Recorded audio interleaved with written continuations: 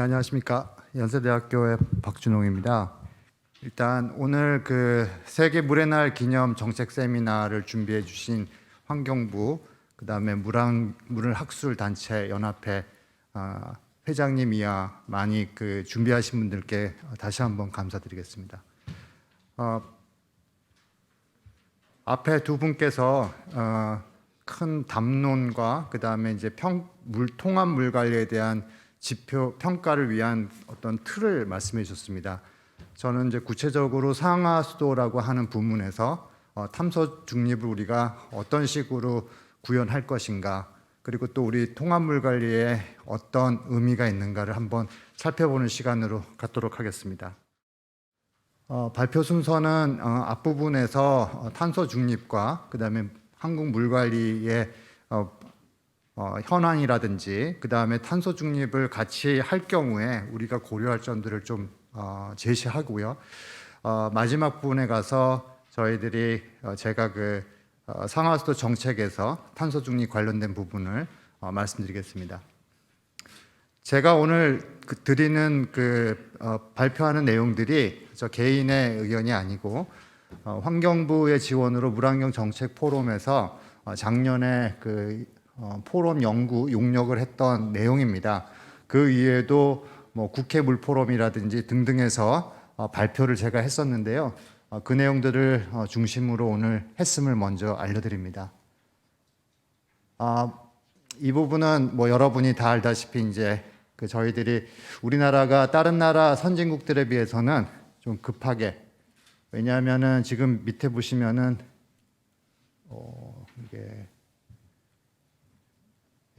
여기 보시면 선진국들 같은 경우는 어느 정도 온실가스 배출을 조금 저감 내지는 완화를 시킨 상태에서 했지만 우리는 계속 개도국 입장에서 계속 발전 단계에서 이제 목표를 2050년도에 중립을 하겠다는 목표를 세웠습니다. 그러다 보니까 좀 충격을 좀 받은 상태죠. 그렇기 때문에 선진국하고는 다른 방법으로 다소는 조금은 파격적인 방법으로 대처하지 않으면 이 선언이 된 이 탄소 중립을 달성하기가 쉽지는 않아 보입니다. 물 분야를 좀 보겠습니다. 물 분야에서 탄소 부분은 이 자료는 사실 몇 번 말씀드렸는데 사실은 인벤토리 상에서 보면 물 분야가 잘 안 보입니다. 그래서 지금 그나마 물 분야에서 탄소 중립에 관련된 부분을 본다면 가축 분뇨 쪽이 있고요. 그 다음에 밑에서 이제 하폐수 처리 쪽이 있습니다. 그렇게 된 이유는 이제 상수도 부분 같은 경우는 건물에 들어가 있기 때문에 혹은 산업에 들어가 있습니다. 그래서 전기로 사용하기 때문에 대부분 거기에 들어있고 막상 우리가 다루고 있는 물 관리 분야에서의 탄소 배출량은 사실은 국가 목표에는 크게 잡혀있지 않은 상황입니다. 그래서 저희 연구진들이 한번 계산을 해보았습니다. 그래서 상하수도 부분에서 온실가스 우리가 최대로 줄인다고 하면 그게 얼만큼 기여를 하는가? 포인트 8, 0.8%, 1%가 안 되는 기여입니다. 그래서 우리가 이 얘기는 두 가지를 의미합니다. 첫 번째, 사실은 우리가 되게 아껴가지고 짜가지고 물 관리를 이렇게 열심히 해온 겁니다. 사실은.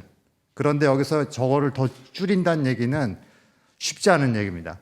또 그 기여도가 크지도 않습니다. 근데 그렇다고 우리가 안 할 수는 없고요. 또 에너지 자립률이 그 반면에 높지가 않아요. 특히 하수처리 시설 같은 경우에.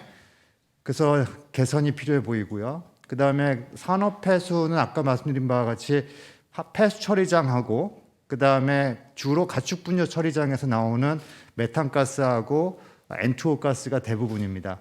그 퍼센트가 다 줄인다고 하면 1% 기여를 합니다. 한 가지 말씀드리고 싶은 것은 음식 폐기물, 그 다음에 슬러지, 하수 찌꺼기, 그 다음에 가축 분뇨 양이 상당히 많습니다.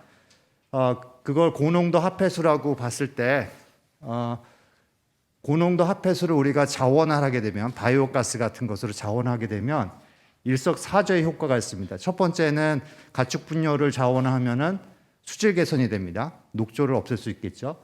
그 다음에 탄소 배출도 저감합니다.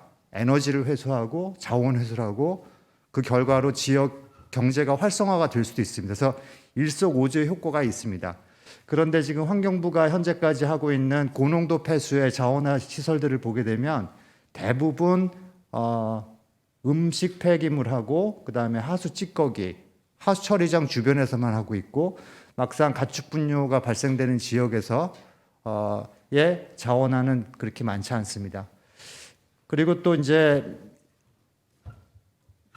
다른 부분을 좀 보겠습니다. 수자원 분야는 이제 수자원공사에서 최근에 많은 발표를 했고 아마 제 다음에 또 상세하게 말씀드릴 텐데 기존의 파라다임에서 변화해서 탄소 중립이라든지 신재생 에너지, 그 다음에 통합 물환경, 그 다음에 스마트댐 하천, 그리고 주민 참여형. 그래서 국가 물관리 기본 계획의 어떤 방향들을 잘 담고 있습니다. 또 탄소 중립 관련해서는 탄소 흡수하는 마을, 그 다음에 탄소 흡수대를 지원하는 것, 그리고 또 보시다시피 신재생 에너지, 특히 수열 같은 걸 사용해서 또 데이터 센터 같은 것을 지원하는 그런 여러 가지들을 지금 계획하고 있습니다. 그래서 단기간 동안에 많은 진전들이 있었습니다. 그런데 우리 물관리 분야는 기후 위기 대응 관점에서 전통적으로 보면 적응 분야입니다. 그러니까 저희가 아까 줄여도 1%, 2%를 줄일 텐데 이제 미티게이션 전략 입장에서는 우리가 할 수 있는 거는 1, 2%일 겁니다. 그런데 우리가 지금 적응 분야에서 인프라를 더 이렇게 향상하게 되면 더 많은 부분을 대응할 수 있을 거고요. 그리고 우리가 인프라로 못하는 부분들도 기후 온난화에서 생기는 여러 가지 문제들, 산불이라든지 여러 가지 문제들이 해결할 것은 또 결국 물로 해결해야 됩니다. 폭염도 결국은 물을 이용해서 해결해야 되고, 그래서 결과적으로 적응에 필요한 것이 물 관리입니다. 그리고 사람이 살기 위해서는 물이 필요하고요. 그래서 물 관리에 탄소 중립을 얻는 게 부담스럽다는 생각들을 좀 하기 시작했습니다. 그러면서 과연 우리 한국의 물 관리는 어디에 있는가? 기후 위기 적응에 충분한가? 답은 아니다입니다. 도시 같은 경우는 기후 위기 취약성이 증가합니다. 폭염이라든지 한파라든지. 그 이유는 물순환 왜곡이고요. 여러분이 잘 아시는 바와 같이. 그리고 물 안전이란 표현보다 물 안보 혹은 방제 차원에서 보더라도 오른쪽에 보시는 바와 같이 기후 위기 시나리오에 따라서 서울 수해 대책 방안을 보게 될 경우에 사실은 더 이상 현재의 지표 공간에는 저류를 할 수 있는 공간이 거의 없고요. 아마 대심도 쪽으로 가줘야 공간이 좀 생기지 않을까 싶습니다. 그러니까 수적으로만 보게 되면 사실은 우리가 지금 수해 방지가 상당히 부족한 상황입니다. 물 환경 관점에서 볼까요? 녹조 아직 해결 못하고 있습니다. 정말 오래된 난제인데 아직도 해결하지 못하고 있고요. 그 다음에 강남역의 도시 침수 작년에도 발생했습니다. 여전히 서울 시민이 가장 싫어하는 것은 아침 출근할 때 차 밑에서 스며들어오는 하수 악취입니다. 이게 현실이죠. 우리나라 기술이 많이 발달은 했지만 최근 5년간 상당히 침체됐고 그 다음에 젊은 인력들이 이제 오지 않는 분야가 돼가고 있습니다. 그러다 보니까 이제 전문 인력들도 고령화되고 있는 문제가 있습니다. 선진국에 비해서 우리 기술과 서비스 제공의 수준은 사실은 70, 80%를 멈춰 있는데 이 수준은 우리가 10년 전에 이미 달성했던 수준입니다. 그 사이에 사실 큰 발전을 못하고 있습니다. 그 와중에 국가 물관리 기본 계획이 있고요. 이를 위해서 한 가지 생각할 것은 건전한 물 순환이라고 하는 키워드를 보면서 저거를 통해서 탄소 중립을 실현하는 것이 좋을 것이다라는 이제 좀 더 긍정적인 생각들을 하기 시작했고 차관점으로 결국은 탄소 중립이 궁극적으로는 자연 순환이니 물 순환 회복을 하는 것이 결국은 탄소 중립이다라고 하는 논리로 이제 저희들이 이제 좀 생각을 하기 시작했습니다. 그러면서 해외 사례들을 이제 공부를 해보니까 사실 탄소 중립 자체를 위한 물 관리 정책을 하는 나라는 없습니다. 그거보다는 탄소 중립을 지원하기 위해서 물 관리를 하는 나라들은 있고요. 더 중요한 거는 물 관리를 위해서 탄소 중립을 구현하는 경우들은 있습니다. 거꾸로. 그래서 물 관리를 더 중요하게 여기고 있습니다. 특히 물이 부족한 LA 같은 경우에는 더욱 그렇겠죠. 여기서 제가 말씀드리고 싶은 것은 시장이 물 중립을 선언합니다. 그러니까 빗물만 쓰고 나머지는 재생해서 쓰겠다는 뜻입니다. 되게 도전적이죠. 그래서 기술 개발과 에너지, 돈을 투입합니다. 그래서 뭘 했냐면은 RO같이 정말 에너지 많이 쓰는 것들을 이용해서 물을 깨끗이 만들어서 그 물을 호수하고 그 다음에 지하수에다가 집어넣습니다. 그리고 그 물을 정수해서 사람들한테 공급합니다. 그러면서 수생태가 살아나고 사람들의 친수 활동이 살아나고 지역의 경제가 활성화가 되고 그러면서 사람들이 우리 LA는 탄소 중립을 더 해야 된다. 기후 위기에 대한 대응을 해야 된다라고 다시 시장을 지지합니다. 시장은 더 강한 물 중립 정책을 필 수 있게 됩니다. 이런 선순환적인 그러니까 시민들의 정책 수용 능력, 그 수용성이 상당히 중요하다라는 점을 말씀드리고 싶습니다. 시카고의 경우는 우리랑 비슷하게 서울과 비슷하게 함유식 문제 때문에 비가 많이 오면은 원류수에 의해서 오염이 됩니다. 이 문제를 하기 위해서 보시다시피 대형 토목 공사를 했는데 이것 또한 시민들의 수요에 적절하게 대응함으로 인해서 성공이 됐습니다.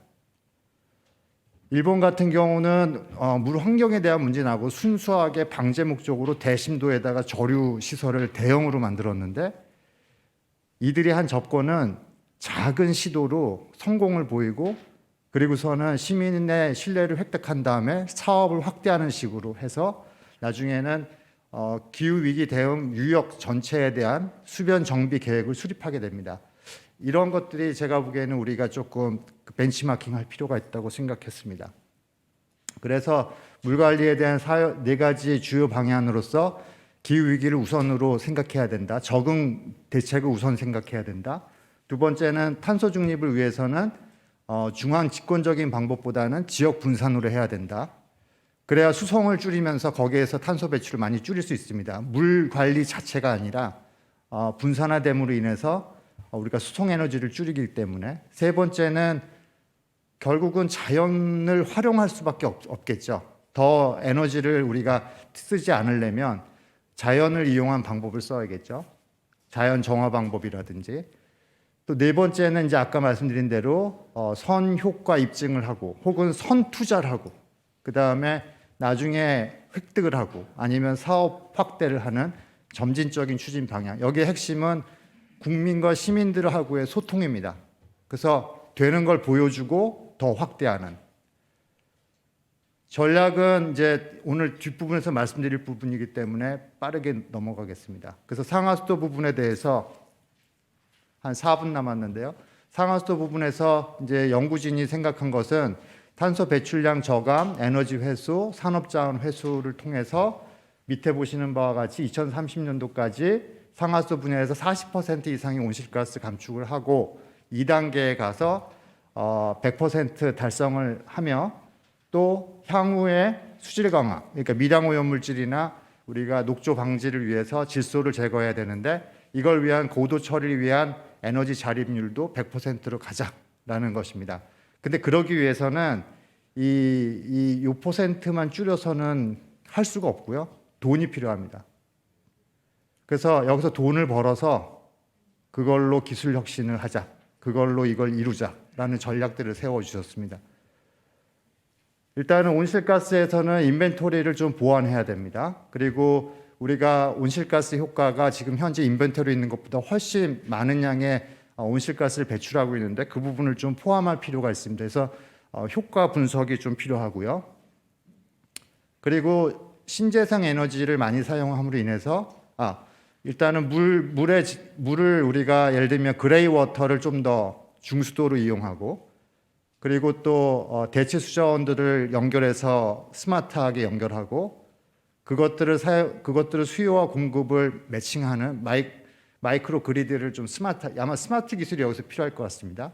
동시에 거기에 에너지를 가급적이면은 신재생 에너지로 접목시키는 이 두 가지의 복잡계를 연결시키는 좀 스마트한 체계와 방법이 필요해 보입니다.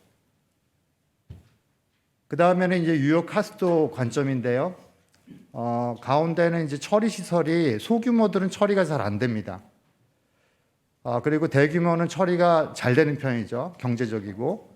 그래서 이걸 유역 단위로 소규모하고 대규모를 같이 해서 그 지역의 전체 오염 부하를 어느 정도 저감시켜주면 소규모에서 농도 기준을 좀 못 맞춘다 하더라도 허용해주는 그러한 좀 유연한 수질 제도가 좀 필요해 보인다. 그 다음에 광거 보호 수도가 필요하고요. 그 다음에 소변 같은 경우에 80%의 질소가 있기 때문에 이를 보완하는 게 그러니까 한꺼번에 소변만 분리하면 사실은 하수처리장으로 가는 질소의 상당 부분을 세이브할 수 있습니다. 그래서 이런 것들은 이제 정책으로 해결해야 될 것 같고요.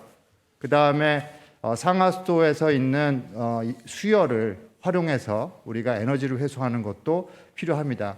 이 부분은 그런데 제도적인, 그러니까 아직까지는 수열이라고 하면 그냥 물에서의 술은 신재생 에너지를 인정을 해주지만 하수도나 상수도의 그 수열은 아직은 인정을 못 받고 있습니다. 그래서 이런 부분에 대한 정책적인 변화가 필요하고요. 가축 분야에 대해서는 이 부분만 말씀드리겠습니다. 거의 다 됐는데요. 기존에는 가축 분야에서 바이오가스하고 그 싼 비료를 저희들이 회수를 했는데요. 비료는 결국 수질 오염을 낳게 되고 그 다음에 메탄은 사실 경제성이 지금 현재는 높지 않습니다. 그래서 젖산을 이용해서 바이오 플라스틱을 만들거나 암모니아를 회수하거나 고품질의 인산염을 뽑아서 훨씬 10배, 100배 비싸게 팔 수도 있습니다. 이론적으로, 기술적으로도요. 실제 가능은 합니다. 그리고 해외 선진국에서 이 기술은 아직 개발이 충분히 되지 않고 있습니다. 저희가 경제 분석을 해보니까 온실가스 같은 경우는 만일에 에너지 회수형의 그 자원화를 한다고 하면 온실가스는 확실히 저감이 되지만 경제성 분석에서는 BC가 1을 못 넘습니다. 이거는 BTO 방식으로 상당히 수익 사업 중심으로 했는데 안 됩니다. 하지만 자원 회수형 고농도 아까 말씀드린 것은 1보다 넘고요. 수익 사업이 가능합니다. 그러면 농민들이 하고 싶어 할 겁니다. 자발적으로. 그러니까 지금 우리가 찾아가서 하는데 이렇게 되면 본인들이 하고 싶어 할 겁니다. 그랬을 때 전국에 있는 가축 분야로 우리가 다 자원 회수한다고 하면 연간 7조 원의 기대 효과도 가능합니다. 그러면 1조 원만 투자해도 농민들이 참여할 겁니다. 근데 그게 한 번에 되지는 않을 것 같고요. 결국은 아까 앞에서도 말씀하셨던 이 통합적인 부분이 있습니다. 그 수질과 물환경과 물순환과 그 다음에 물 재해 방지를 통합적으로 하기 위해서는 여러 가지 분산화되어 있던 거를 관리를 해야 되기 때문에 디지털 트윈과 같은 방법으로 뭔가 통합적으로 관리할 수 있는 툴이 필요할 것 같습니다. 이를 위한 디지털 대전환이 지금 급선무라고 생각이 됩니다. 그리고 마지막에 말씀드린 것은 앞으로 우리가 큰 사업을 하기 위해서는 댐은 댐 하나의 기능이 아니라 지금 보시는 바와 같이 첨단 기술과 섞어서 그리고 다목적 다기능 할 수 있는 물관리 인프라 기술들을 우리가 개발해야 될 거고 선진국이 아직 못하고 있기 때문에 우리가 추월할 수 있게끔 먼저 만들고 그 다음에 격차를 더 벌리는 그러한 물기술 개발 전략, 그 다음에 물산업 전략이 필요합니다. 조금 길어졌지만 제 발표는 여기서 가름하도록 하겠습니다. 감사합니다.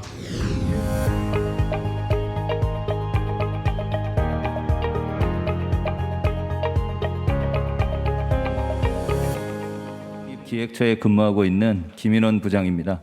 오늘 이 자리에서 저희 공사의 탄소 중립 로드맵에 대해서 발표하게 되어 영광입니다. 참고로 말씀을 드리면 지금 현재 저희가 작년에 탄소 중립 로드맵을 수립했고 지금 올해는 이 로드맵에 대한 세부 실천 전략을 수립을 하고 있습니다. 그래서 지금 이 탄소 중립 로드맵은 우리 공사가 탄소 중립에 대해서 어떤 방향으로 가고자 하는지에 대한 큰 그림에 대해서 소개하는 정도로 이해를 해주시면 감사하겠습니다. 추진 배경과 탄소 중립 로드맵 그리고 해결 과제 순으로 보고를 드리도록 하겠습니다. 탄소 중립은 이미 글로벌 의제가 됐고요. 정부에서도 이에 맞춰서 2050 탄소 중립 선언 그리고 탄소 중립 위원회를 출범하고 작년에 탄소 중립 시나리오를 발표하고 그다음에 이제 국가 온실가스 감축 목표까지 상향이 되는 등 적극적으로 대응하고 있는 상황입니다. 이에 맞춰서 지금 현재 그 탄소 감축은 저렇게 상향이 돼 있는데 지금 사실은 국가 중립 탄소 중립 시나리오에 보면 물 분야는 구체적으로 나와 있지가 않고요. 또 그 반면에 전 세계 탄소 중립 목표의 최대 20%까지 물 분야가 감당할 수 있다는 발표 자료까지 있습니다. 그래서 물 분야가 할 수 있는 역할이 분명히 있고 또 그 중요성이 있기 때문에 이에 맞춰서 우리 공사가 그동안 2020년에 기후위기 경영을 선언하고 또 작년에는 ESG 경영을 도입하고 글로벌 아리백 가입을 했습니다. 이러한 과정을 거쳐서 작년도에 우리 K워터의 탄소 중립 비전과 감축 수단 그리고 속도 등에 대해서 방향성을 제시하는 2050 물 분야 탄소 중립 로드맵을 수립하기에 이르렀습니다. 그리고 말씀드린 바와 같이 지금 현재는 탄소 중립 로드맵에 대한 세부 액션 플랜을 수립하고 있습니다.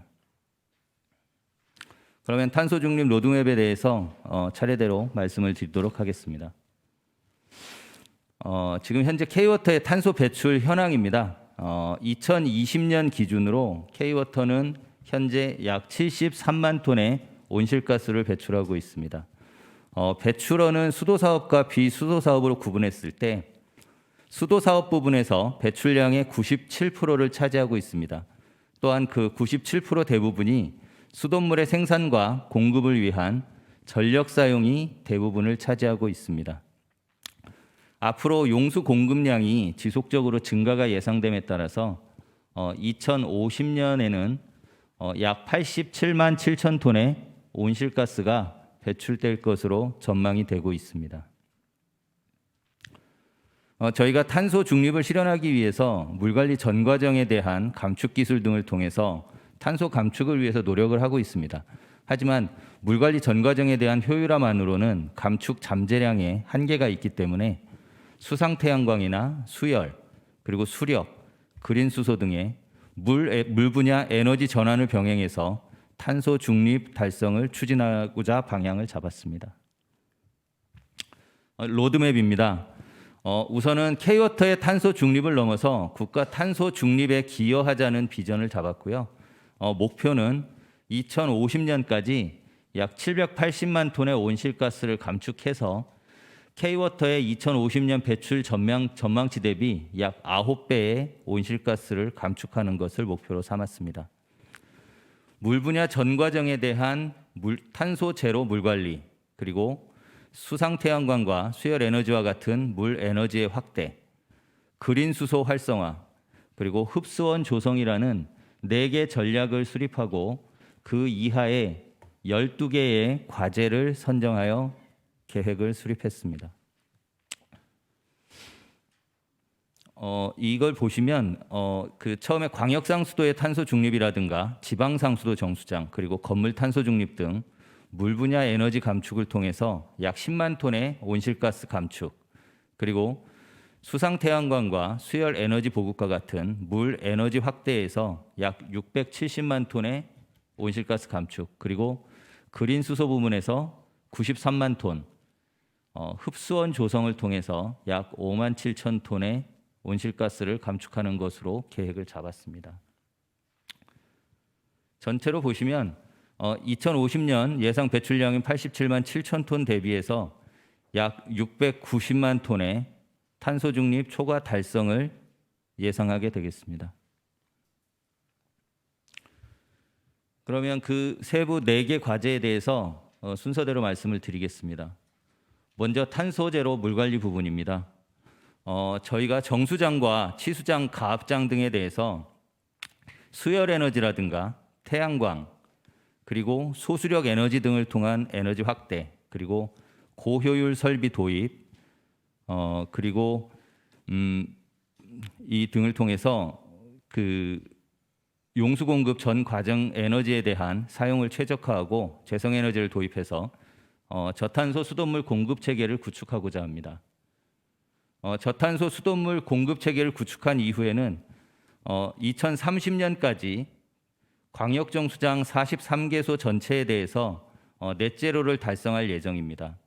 이렇게 해서 구성된 그 모델을 가지고 국가 표준화를 하여 전국 지자체까지 탄소 중립 정수장을 확대하는 것으로 목표를 삼고 있습니다.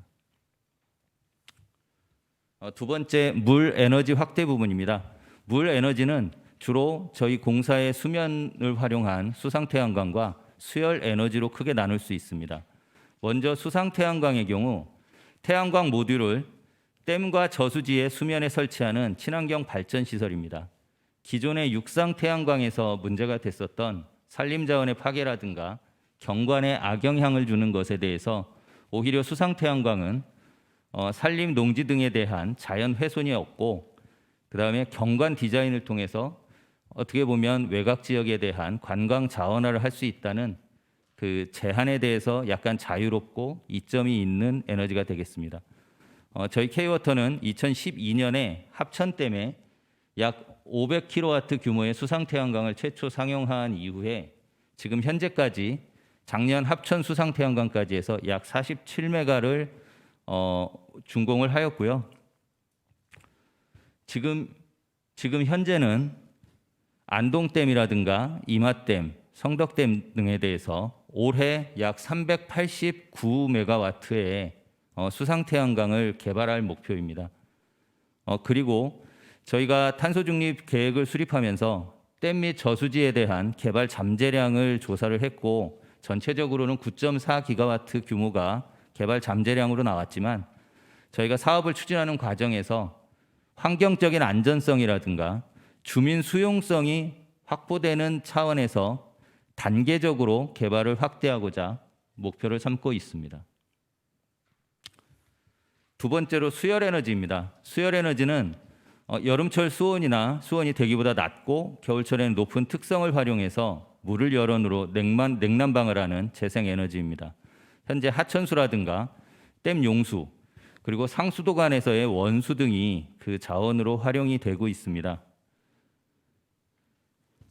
저희가 작년까지는 롯데월드타워에 약 3,000RT 규모의 수열 에너지 설비가 들어왔고요.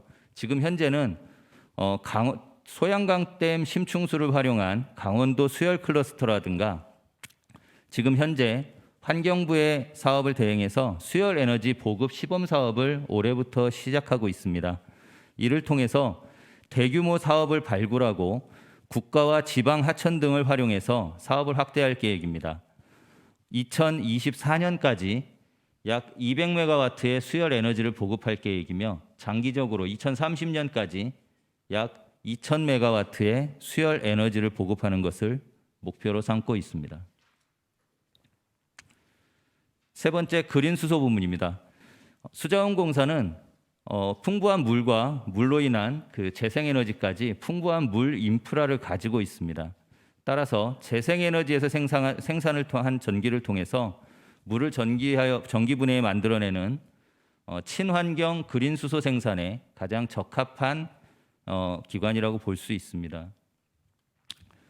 지금 현재 시화 지역의 풍력 발전과 태양광 그리고 성남정수장의 소수력을 활용해서 안산시와 함께 안산시 등 지자체와 함께 실증화 시설을 지금 추진하고 있습니다. 실증화를 거쳐서 장기적으로는 시화 조력이라든가 수열 대규모 수력 에너지 등을 활용해서 장기적으로 약 3만 5천 톤의 수소를 생산하는 것을 목표로 삼고 있습니다.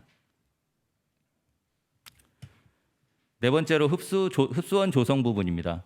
흡수원 조성 부분은 저희가 그 국가 탄소 중립 시나리오에 흡수원 부분은 포함이 되어 있습니다. 약 10만 톤 정도의 흡수원으로 포함이 되어 있고 저희는 그 중에서 약 5만 7천 톤 정도의 탄소 흡수 감축을 담당을 하게 되겠습니다.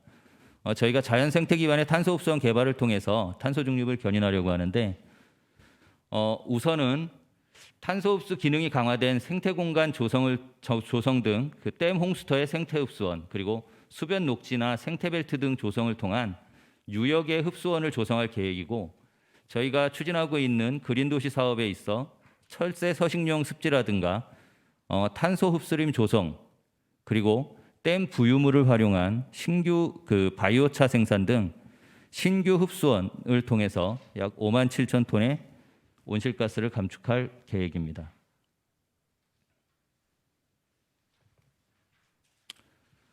저희가 계획은 크게 세웠지만 사실 사업을 추진하는 데 있어서는 어려운 부분들도 많습니다.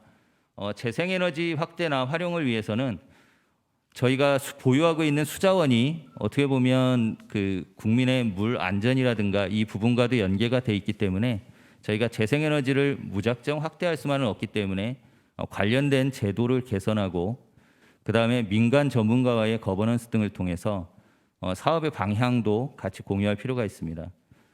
그리고 수상태양광이나 수소 등에 있어서 주민들이 수용하지 못하면 사업을 추진할 수가 없는 부분이 있고요. 그래서 이에 대한 인식 개선이라든가 주민들이 이해할 수 있는 사업 구조를 짜는 것도 상당히 중요한 부분입니다. 그래서 이러한 부분들을 고민을 해서 앞으로 탄소 중립을 추진할 계획이고요. 저희가 수자원을 관리하는 본래의 목적을 해치지 않는 범위 내에서 균형을 가지고 국가의 탄소 중립 실현에 기여할 수 있도록 탄소 중립 정책을 탄소 중립 추진을 하도록 그렇게 노력하겠습니다. 이상으로 발표를 마치겠습니다. 감사합니다.